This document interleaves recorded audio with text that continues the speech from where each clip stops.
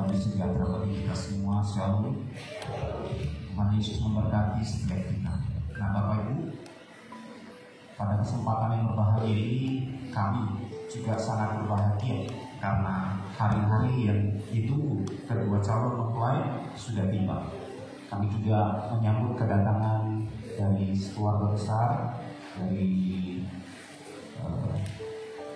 keluarga lain kami, ya, ada kakak, ada guru, ada keluarga tulang, ya, keluarga dari pihak laki-laki dan pihak mempelai perempuan. Nah, oleh sebab itu, pada kesempatan hari ini kita akan mendengar firman yang singkat yang mengajarkan khususnya untuk kedua mempelai, calon mempelai, untuk mereka boleh dihina, untuk mereka boleh didasari.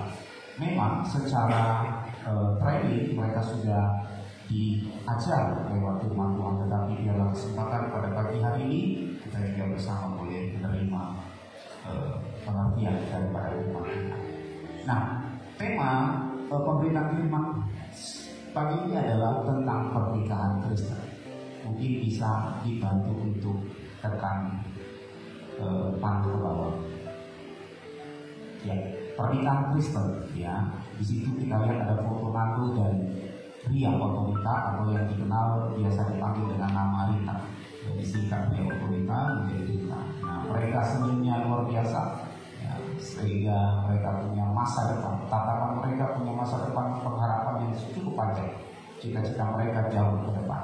Nah, oleh sebab itu sebelum mereka mengarungi bahtera rumah tangga yang mereka kerjakan, baiklah khususnya Nando dan Rita mendengarkan firman Tuhan.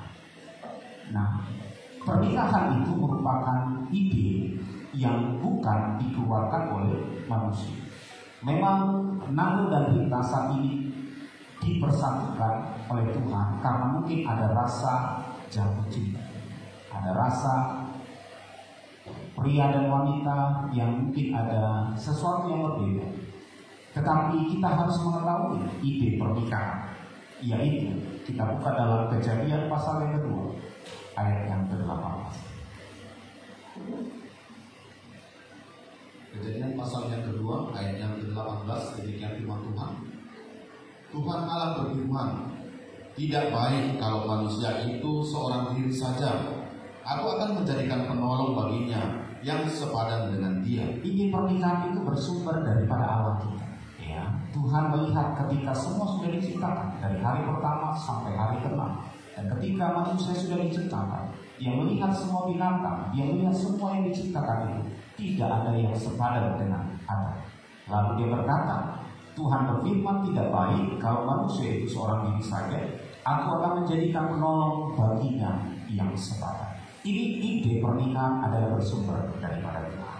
Jadi ketika ada seorang yang belum menikah, jangan takut dan khawatir, jangan pusing, jangan stres. Sudah lanjut usia umur 30 lebih atau umur 40 lebih, belum ada pasangan, percaya kepada Tuhan karena ide pernikahan itu bersumber dari Tuhan. Nah, oleh sebab itu ketika Tuhan sudah membuat segala sesuatunya dan menjadikan pria, menjadikan laki-laki dan menjadikan perempuan, itu adalah baik adanya. Untuk apa? Untuk semua pernikahan-pernikahan yang ada di muka bumi ini memiliki tujuan. Ada 3 tujuan pernikahan yang akan kita pelajari, khususnya buat Nando dan Rika. Tujuan pernikahan yang pertama adalah penyatuan. Di dalam Kejadian pasal 2 ayat ke-24 sampai ke-25. Kejadian pasal yang kedua dimulai dari ayat 24 sampai 25 demikian. Sebab itu seorang laki-laki akan meninggalkan ayahnya dan ibunya dan bersatu dengan istrinya, sehingga keduanya menjadi satu daging. Cukup. Semuanya laki-laki dan perempuan, ya, itu dijadikan meninggalkan ayahnya, meninggalkan ibunya, bersatu dengan istri. Nah, Nando dan Rita nanti akan melakukan hal yang sama. Dia tidak lagi tergantung kepada orang tua secara perwakilan. Ya, memang kita tahu orang tua secara jasmani, kedua calon mempelai ini memang sudah luar berangkat. Ya, nah mungkin dia tidak tergantung kepada keluarga-keluarga, kepada abang, kepada tulang, kepada amapun. Mereka akan menjadi satu. Nah, itu tujuan pernikahan. Tuhan ingin menjadikan satu. Ya. Nando dan Rita bukan lagi dua, tetapi menjadi satu. Artinya, apa yang dimiliki Nando itu sudah menjadi milik Rita, dan apa yang dimiliki Rita itu sudah menjadi milik Nando. Jangan nanti sudah menikah ada istilah ini uangku, itu uangmu, ini barangku, itu barangmu. Itu tidak lagi. Ketika kita dipersatukan, kalian sudah dipersatukan, maka kalian menjadi satu di dalam Tuhan. Nah, ini harus mengerti. Tujuan pernikahan adalah untuk menjadikan satu pria dan wanita menjadi satu. Nah, tujuan pernikahan yang kedua kita baca di dalam Kejadian 1 ayat yang ke-28. Kejadian 1 ayat yang ke-28. Kejadian 1 ayat yang ke-28 demikian. Allah memberkati mereka, lalu Allah berfirman kepada mereka, beranak cuculah dan bertambah banyak, penuhilah bumi dan taklukkanlah itu, berkuasalah atas ikan-ikan di laut dan burung-burung di udara dan atas segala binatang yang beratap di bumi. Tujuan pernikahan yang kedua adalah ketika Allah memberkati setiap manusia, setiap insan pria, insan wanita dipersatukan, diberkati untuk menjadi berkat. Beranak cucu menjadi berkat, keturunan yang menjadi berkat. Jangan keturunan kita menjadi perusak. Orang Kristen simbolnya adalah terang. Orang Kristen simbolnya garam. Jangan lagi kita sebagai nikah Kristen tidak bisa memberkati orang di luar sana. Kalau nikah itu setiap hari berantem, ya, bagaimana kita bisa menjadi berkat bagi tetangga, bagi orang-orang lain? Kalau kita penuh dengan damai, penuh dengan sukacita, saya tidak percaya pernikahan Nando dan Rita menjadi berkat untuk orang banyak, khususnya keluarga besar 5 juta di kampung ini. Jadilah menjadi berkat. Itulah tujuan pernikahan. Tujuan pernikahan yang ketiga adalah kita baca dalam Efesus pasal yang ke-5. Efesus pasal yang ke-5. Efesus pasal yang ke-5 ayat yang ke-31. Efesus pasal yang ke-5 ayat yang ke-31 demikian. Sebab itu laki-laki akan meninggalkan ayahnya dan ibunya dan bersatu dengan istrinya, sehingga keduanya itu menjadi satu daging. Yang 32. Rahasia ini besar, tetapi yang aku maksudkan ialah hubungan Kristus dan jemaat. Tujuan pernikahan itu yang ketiga adalah sebagai gambaran Kristus dan jemaatnya. Kristus dan gerejanya, yang dikategorikan Kristus sebagai mempelai pria sorga dan gerejanya sebagai mempelai wanita. Kejadian dimulai dari pernikahan secara jasmani ketika Adam dan Hawa dipersatukan dan diberkati, dan kitab Wahyu yang terakhir ditutup oleh pernikahan rohani, yaitu menggambarkan Yesus sebagai kepala gereja dan gerejanya sebagai mempelai wanita. Dan di dalam Wahyu 19 kita akan masuk bersama dalam perkawinan anak domba. Nah, gambaran pernikahan Kristen harus menggambarkan bagaikan Kristus dan jemaat.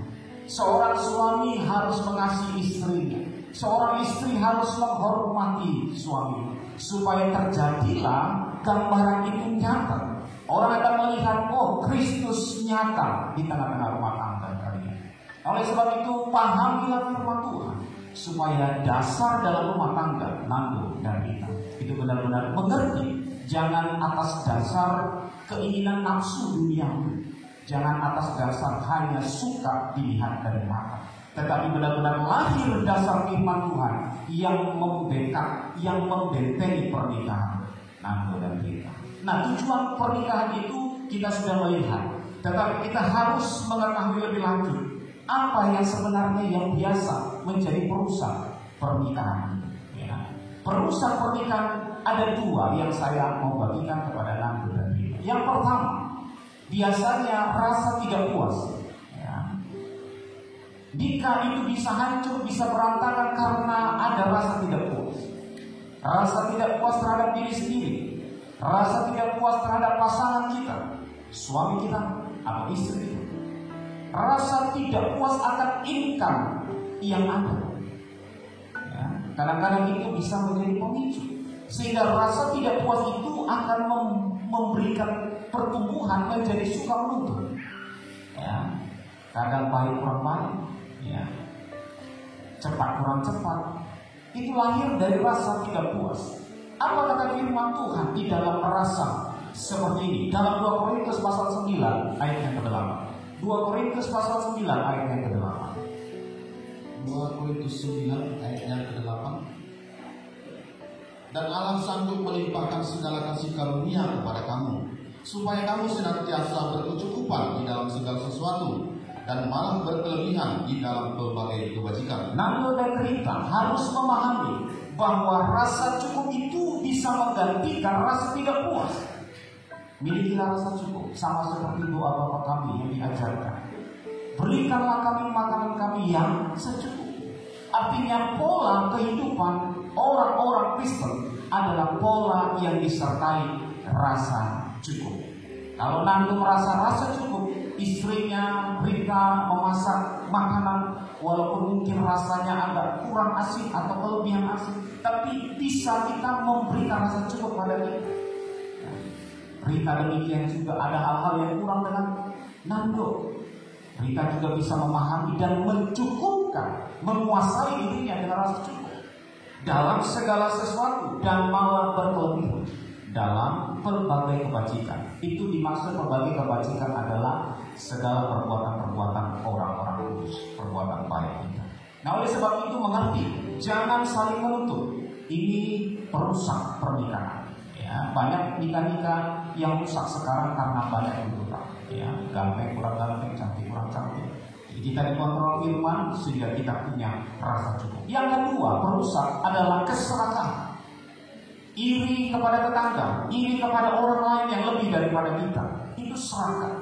Nah, serakah ini bisa jatuh ke dalam pencobaan, ingin sesuatu yang kita tidak mampu, sehingga terjebaklah kepada dosa dan akhirnya ribut antara suami dan istri. Nah, masing-masing harus menjaga keserakahan itu. Jangan ada dalam hidup kita, jangan ada dalam hati. Ya, nikmatilah kalau kita sudah punya rasa cukup. Iri hati, ingin seperti orang lain itu tidak lagi ada pada kita. Nah, oleh sebab itu, kalau kita sudah menguasai, nah kenapa orang bisa selingkuh? Kenapa orang bisa bercerai? Karena mereka memiliki rasa tidak puas kepada pasangan. Ya, kalau sudah menikah sekian tahun, kalau masih 1 tahun, 2 tahun mungkin masih enak. Tapi kalau sudah masuk 10 tahun, 20 tahun, mungkin banyak hal yang mungkin tidak bisa dicocok. Maka firman Tuhan tadi berkata, bukan karena cocok atau sama, tetapi Tuhan memilih pasangan kita itu sepadan. Artinya sepadan bisa memperlengkapi. Nando dan Rita tidak mungkin sama sampai kapanpun. Tetapi ketika kita saling memiliki rasa cukup, tidak ada keserakahan, kalian pasti bisa saling memaklumi. Nah, oleh sebab itu ketika kita sudah mengetahui dua hal yang biasa merusak pernikahan Kristen, oleh sebab itu kita harus tahu bagaimana menjalani pernikahan itu. Nah, bagaimana menjalani pernikahan Kristen, saya bagi ada 5 poin saja untuk menutup acara pemberitaan firman Tuhan. Poin yang pertama, pernikahan Kristen harus dijalani dengan rasa komitmen. Ya, coba kita buka dalam Markus pasal yang ke-10. Markus pasal yang ke-10 ayat yang ke-9. Markus pasal 10 ayat yang ke-9.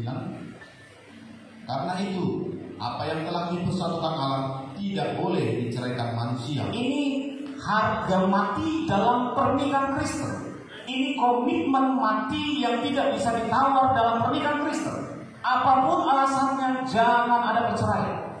Ini harus ditegaskan. Kenapa? Karena Tuhan membenci perceraian. Tuhan kita adalah yang setia. Makanya seperti pujian yang dipanjatkan oleh J dan Jepania tadi. Ku tetap cinta, ku tetap setia. Biarlah tetap cinta, tetap setia itu mendasari Nando dan Rita. Tetap cinta kepada pasangan, bukan kepada orang lain, tapi berusaha semaksimal mungkin memberi yang terbaik kepada pasangan, sehingga tidak ada kesempatan orang luar untuk mengganggu pernikahan kita.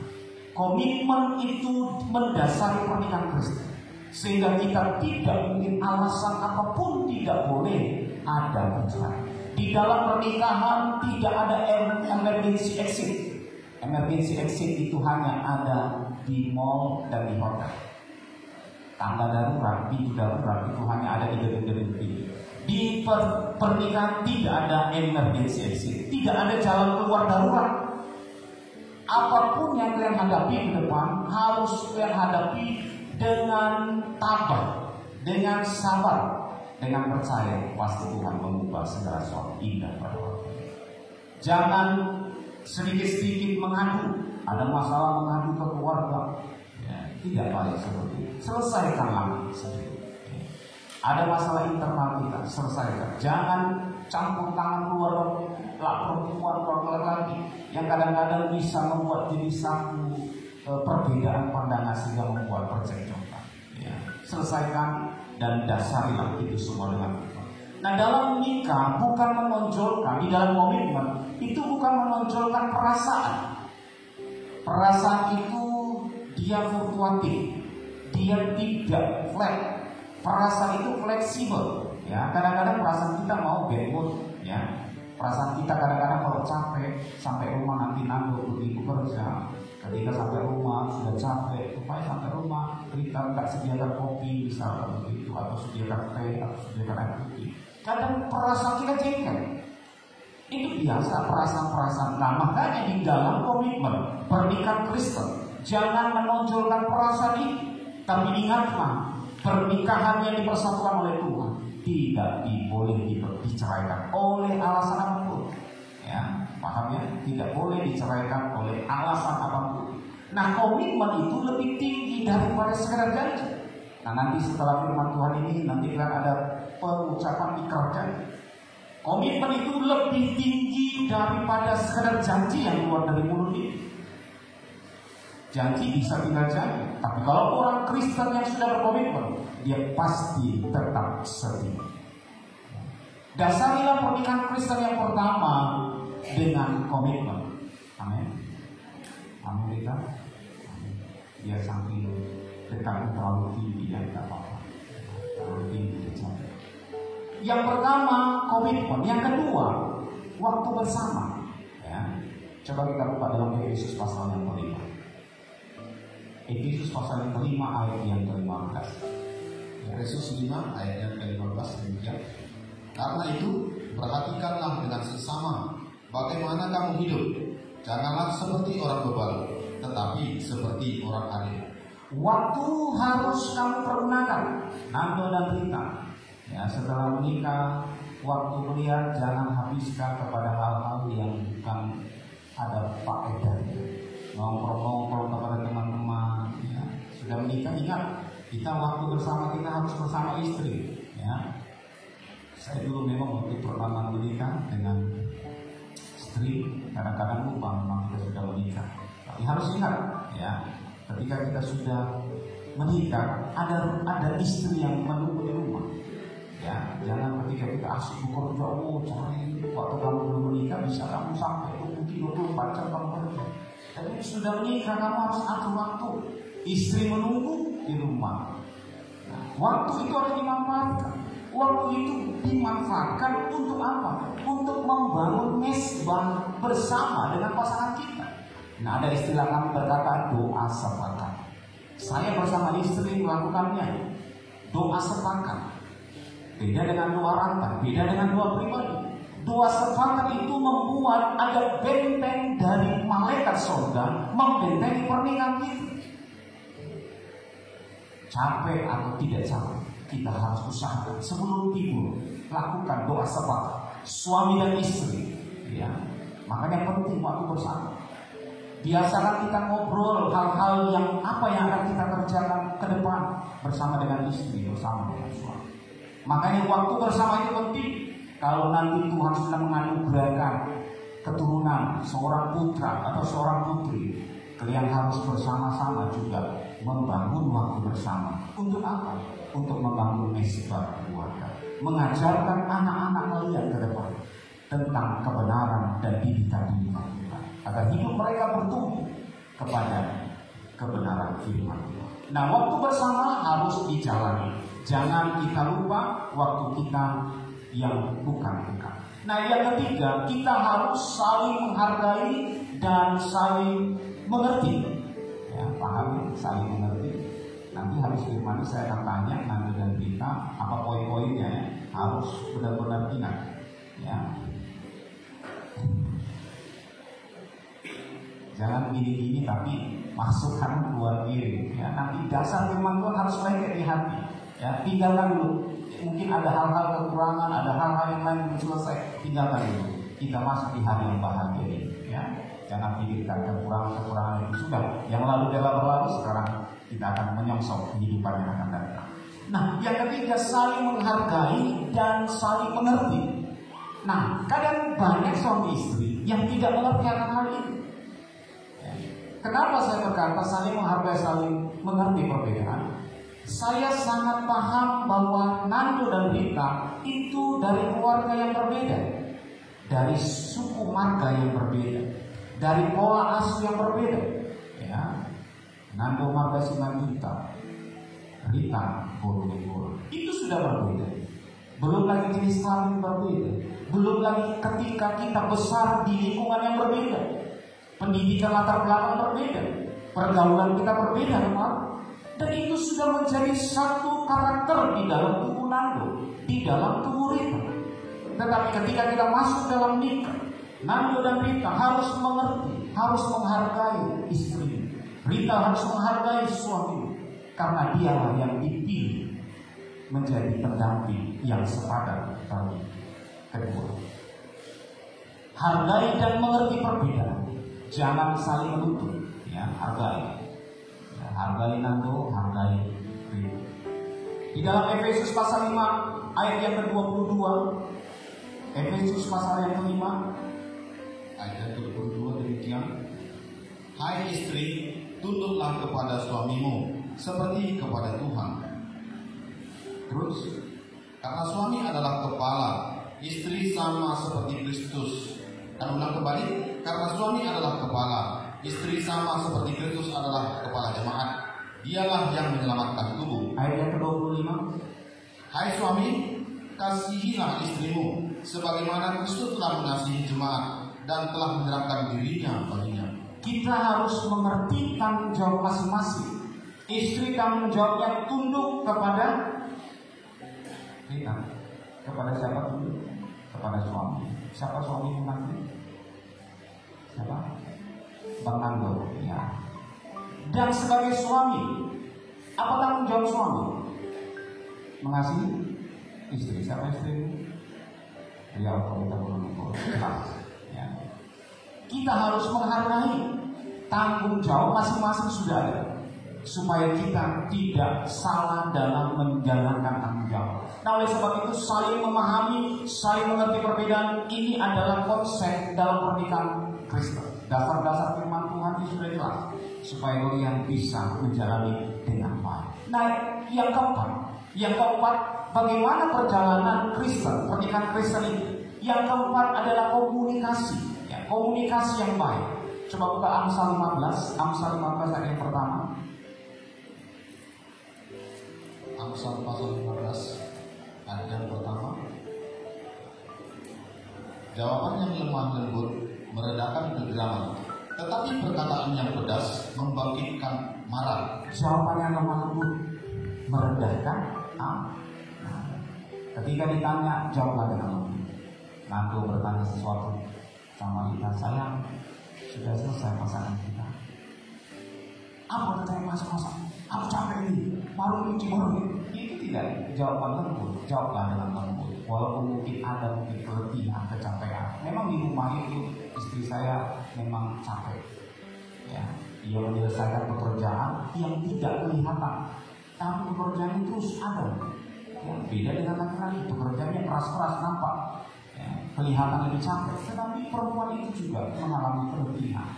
Di rumah seperti dia menggosok, mencuci kain, mencuci piring, ngepel, ya, tidak kelihatan tapi lebih. Nah, saling menghargai tugas dan tanggung jawab itu adalah hal yang sangat baik. Komunikasi dengan baik, komunikasi dengan lembut, berbicara dengan jelas. Apa keinginan Nando, apa keinginan kita. Bicara dengan jelas. Jangan begini, kita maunya A tapi kita nggak ungkapin. Terus ketika pasangan kita tidak melakukan apa yang kita ada dalam hati ini, kita marah. Bagaimana pasangan kita bisa mengerti apa yang kita inginkan kalau kita tidak komunikasi dengan jelas? Komunikasikan dengan jelas.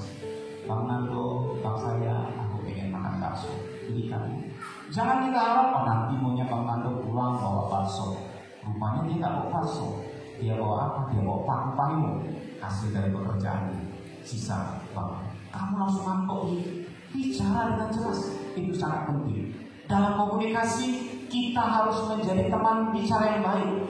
Nando harus menjadi teman bicara yang baik terhadap Rita. Demikian Rita juga harus menjadi teman bicara yang baik kepada Nando. Menjadi teman bicara yang baik itu seperti orang yang sedang berkomunikasi. Bukan satu bicara misalnya kita berbicara sama Nando tentang hal-hal yang mau dia kerjakan. Nando mungkin sambil main HP, Nando mungkin sambil nonton, atau Nando sambil baca koran, dan demikian. Kalau berbicara dengan yang baik, teman bicara yang baik, ketika kita berbicara sama Nando, Nando perhatikan apa yang dibicarakan Rita. Dan ketika Nando berbicara dengan Rita, Rita perhatikan apa yang dibicarakan Nando. Itulah menjadi komunikasi yang baik, teman yang baik dalam berkomunikasi. Jangan ketika istri berbicara, jangan jawab hal-hal yang seperti ini. Perhatikan dengan baik supaya damai ini terlihat, ya. Komunikasi dengan baik. Amin. Ya. Nah, poin yang terakhir, ini tidak kalah penting. Poin yang terakhir ini di dalam pernikahan Kristen adalah harus siap memiliki kemampuan menghadapi krisis. Ya. Kemampuan menghadapi krisis. Kita buka dalam Ayub pasal 1 ayat yang ke-21. Ayub pasal 1 ayat yang ke-21. Katanya, dengan telanjang aku keluar dari kandungan ibuku, dengan telanjang juga aku akan kembali ke dalamnya. Tuhan yang memberi, Tuhan yang mengambil. Terpujilah nama Tuhan. Tuhan yang memberi, Tuhan yang mengambil. Harus didasarkan di dalam hati Nando dan hati Rita. Apa yang kalian punya sekarang adalah milik Tuhan. Tuhan yang memberi, Tuhan yang mengambil. Sehingga ketika dasar itu terletak di dalam hati kalian, maka ketika goncangan krisis datang, tidak akan membuat kalian menjadi berpisah, tidak akan membuat kalian menjadi bertengkar. Saya memberikan contoh dalam teks itu. Suami misalnya tiba-tiba di PHK, mungkin pendapatan yang biasanya 10 juta atau 5 juta atau 2 juta berkurang, bahkan sama sekali tidak memiliki penghasilan. Apalagi sekarang, kita tahu sekarang dunia kita menghadapi krisis, resesi ekonomi. Jangan karena ekonomi kita bertengkar. Saya pernah bilang, biarlah kita sedikit uang tapi hidup bahagia daripada banyak uang hidup kita dengan pertengkaran. Kita harus mendasari, hadapi semua itu dengan kemampuan dasar firman Tuhan. Nah, kadang-kadang juga dalam peristiwa kehidupan yang akan datang, yang kalian akan hadapi, ada hal-hal pengeluaran tidak terduga yang menyebabkan mungkin tabungan yang kalian kumpulkan selama bekerja itu habis. Terimalah dan katakanlah, terpujilah Tuhan. Tuhan yang memberi, Tuhan yang mengambil. Sehingga ketika dasar itu terletak di hati kalian, pasti kalian hidup sebagai nikah Kristen yang penuh dengan bahagia. Amin. 5 poin sudah saya sampaikan kepada Nando dan Rita. Saya mau bertanya kembali kepada Nando dan Rita. Jawab dengan jelas. Bagaimana pernikahan Kristen itu dijalankan? Ada 5 poin. Poin pertama, komitmen, betul. Oke. Poin yang kedua,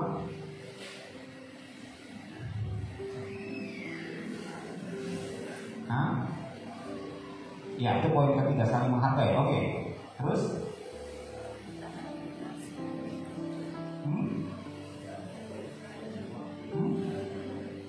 apa? Komunikasi. Ya, yang keempat komunikasi. Yang berikut,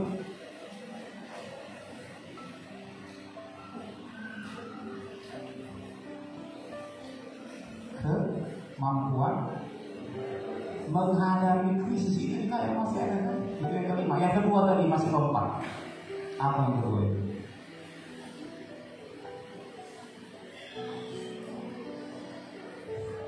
Boleh lagi contek dari kita nggak ujian, nggak sedang ujian.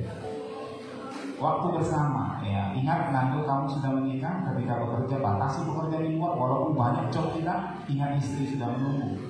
Ya, kita juga kalau misalnya pergi ke saudaranya, ya keluarga mungkin ada hal yang perlu, ingat jangan sibuk di rumah keluarga itu berkumpul ini dan itu sampai lupa suami sudah menunggu makan siang, menunggu makan malam, atau menunggu hal-hal yang lain. Ya, ingat waktu itu yang adalah waktu bersama. Puji nama Tuhan, Tuhan Yesus memberkati.